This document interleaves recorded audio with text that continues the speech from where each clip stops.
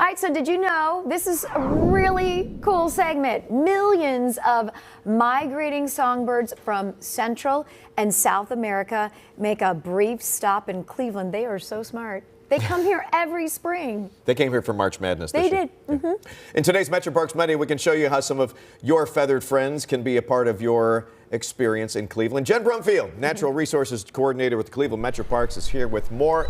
Always great to see you, Jen. Hey. Happy spring. Oh, Stephanie Todd. Stephanie, I'm so glad you said March Madness because this is the best March Madness. All right, better than all the rest. That's right. Migrating birds. True. And it is happening. That is right, Todd. It is happening now. Yeah. We are so excited.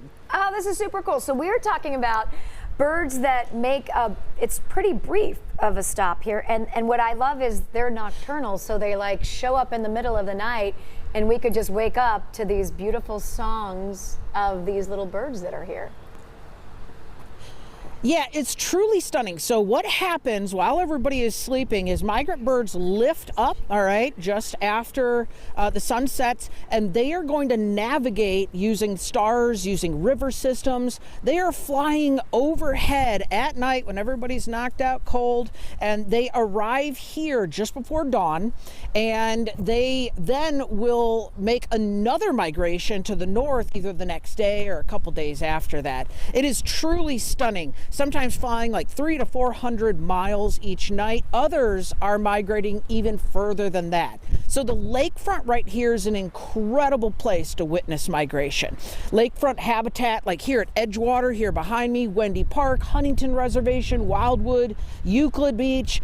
These are phenomenal spots. And again, the mystery and amazing resilience of migration is truly stunning. You can even see them on radar. It is unreal. Oh my gosh. What, Jen, is it that they're stopping here so they don't fall or get tired over the lake, or is it they're here because they're eating certain things? Yeah. So predominantly, most of these migrating birds are insect eaters, berry eaters. But most of them are insect eaters, and they're flying from here. Central and South American wintering grounds. And they are heading up through the central United States, up through the Great Lakes, a lot of them to the boreal forest in Canada. So they've got to make that long migration so they can get up to their nesting areas up in the boreal forest or within our eastern hardwood forests, our fields, our prairies, in order to nest for the summer. So their flights are unbelievable. It's amazing. Now, is there anything we can do to help them out by putting out special bird seed or berries or, I mean, we can't catch bugs for them, I guess. They have to do that themselves. Right. I would love to see you do that, Stephanie. That'd be amazing. I would if you asked. Todd knows I would. That would be remarkable. Yeah. The single best thing you can do is plant native. So finding wildflowers, finding trees, finding shrubs that are native to this region, those species are connected to the birds that move through this area. So they provide the caterpillars, they provide the moths, the butterflies, the insects that they'll be consuming on their way, and the berries they'll be consuming. And the wildflowers provide nectar for some of our migrating species as well. So getting those native species in, creating different levels of habitat, anything from wildflowers to shrubs to finding the right tree for your yard are absolutely incredible. But definitely come out and enjoy this. So migration goes from March all the way through the end of May. So we have months to just be having a blast out here. Stephanie and Todd, we're talking, Jacqueline and I just now, that we are going to make a segment where you get to actually come out birding. There's turkey vultures migrating over right now, American crows, robins. It is all happening out here. Red-breasted mergansers in the water. Yeah, we've got to make it happen. I would love to sign up. I mean, I risk my life going out in snowstorms and ice storms to still feed these birds, because that's when I feel like there's so many birds in the winter that people don't realize that are still here. And then I have these little barn swallows that come every year once it gets nice, and tracking and understanding just those barn swallows, and they build that mud nest. But they usually say it's the exact same ones that come back, but that travel like way to another country in the wintertime and will come back and go to that same nest or that same area and return.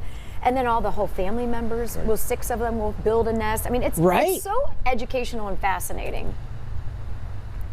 It is. These species will return sometimes to the exact same tree that they nested in the year prior.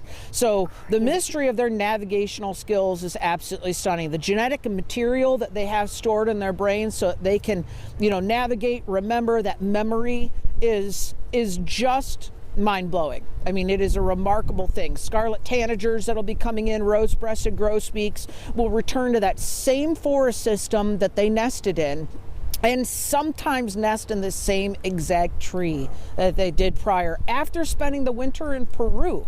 So it is just one of the most magnificent things. It is wild. I mean, it is. We need like 3 more hours segment so we can talk about how they actually do all of this, because it is extraordinary. Well, it so would be coming must-see up here TV in with you. Cleveland. You're awesome. I love it. I wish you were here right now. There's vultures pouring over. They're on their way. Uh-oh. Jen, thank you so much. Always such an education from you. We really appreciate your insight and your passion, of course. Yeah, she's so amazing. And if one person ever says something... It's amazing to... Go ahead, finish. Oh, no, I was just going to say it's amazing. We are thrilled that we can bring you these incredible pieces, even though it's like a minute or 2 at a time, that we can help share this incredible phenology. So what's happening even in the week to week here on our shores here in Cleveland, because this is a spectacular place to conserve and protect all of these incredible things that we have surrounding us, this natural history. Jen, thank you so much. We appreciate it. We love you. You're amazing. See you soon. Come back soon. Thank you. Bye-bye. So